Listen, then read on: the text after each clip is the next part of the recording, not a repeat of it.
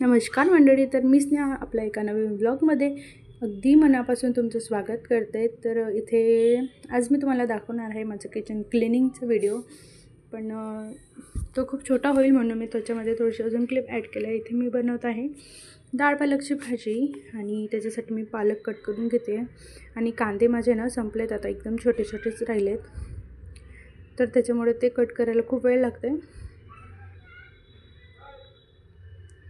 तर इथे पालक वगैरे कट करून घेतला आणि कांदा टोमॅटो मी नंतर कट करते।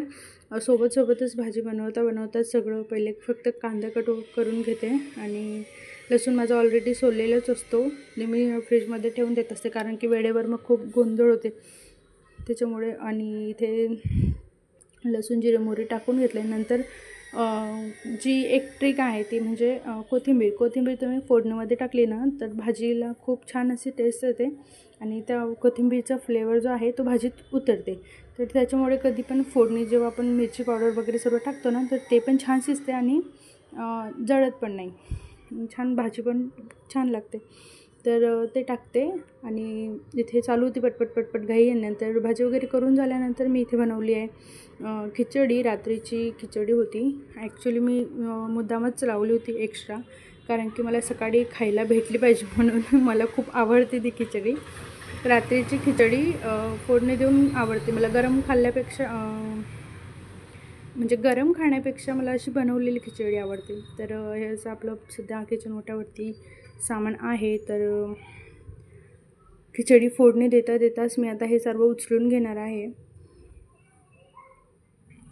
पोळ्या वगैरे माझ्या आधीच झाल्या होत्या आणि ही भाजी पण झाली इकडे आणि इकडे खिचडी होते। तर खिचडीचं फोडणी देताच मी इकडे सर्व सामान उचलून घेतलं गॅसवरचं।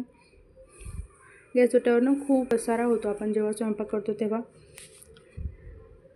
तर असंच कामं करत जर आपण उचलत राहिलो ना एक वस्तू जिथची तिथं ठेवून दिली ना तर जास्त सामान आपलं म्हणजे होत नाही, नंतर चिडचिड होत नाही आणि गॅस ओट्यावर पण जास्त मेस होत नाही। आपल्या बायकांना कितीही मोठा ओटा असला तरी त्याच्यावर तो कमीच पडतो आणि छोटा जरी असला तर आपण त्याच्यामध्ये ॲडजस्ट करतो, असं आपलं काम असते। तर इथे चालू होती फोडणी खिचडीमध्ये चम्मच वगैरे फिरवणं, तरी ते सर्व झालं होतं करून। आता मी काय करणार आहे, सर्वात आधी भांडे घासायला घेणार आहे। तर हा जो गॅस आहे त्याच्यावरचं सर्व सामान काढून ठेवलं आणि त्याच्यावर मी आता पाणी टाकून देणार, म्हणजे तोपर्यंत ते जे आहे सांडलेलं वगैरे ते सर्व मुरून व्यवस्थित होऊन जाईल। तर आता मी ते भांड्यांच्या रॅकीमधले सगळे भांडे काढून घेतले आणि जे घासलेले होते ते लावून दिले आणि जे भांड्यांचं खरकट वगैरे काढून घेतलं आणि भांडे घासून घेतले। तर भांडे वगैरे घासून झाल्यानंतर गॅस घासून घेतला आणि पाणी टाकल्यामुळे ना इझिली निघून जाते। तर कधी पण आधी पाणी टाकून द्यायचं भांडे घासेपर्यंत, ते एकदम छान मुरून जाते।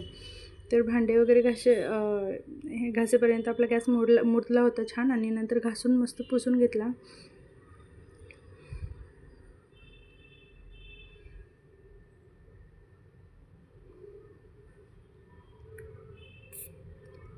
तर परत कपडा स्वच्छ धुवून परत त्या कपड्याने एकदा परत एक कपडा फिरवला म्हणजे एकदम क्लीन निघून जाते।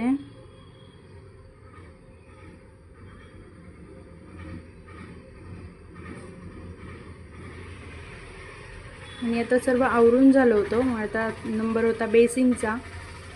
तर इथं बेसिंगचं सगळं आवरून घेतलं।